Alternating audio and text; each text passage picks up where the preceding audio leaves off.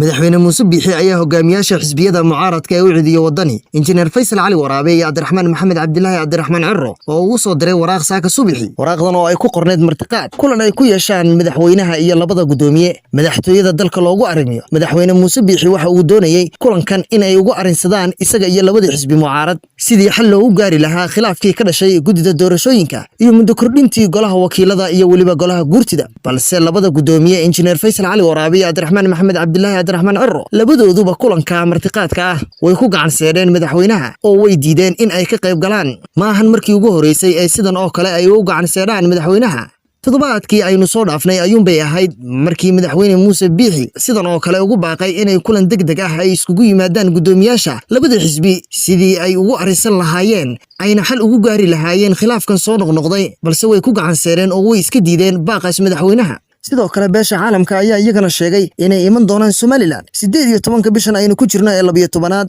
sanadkan 2019 iyagoona dhexdhexaadin doona kalana hadli doona sida ugu macquulsan ee doorashada loo qaban lahaa iyo sidii loo xalin lahaa khilaafkan soo noqnoqday ee u dhaxeeya madaxweynaha iyo labada xisbi mucaarad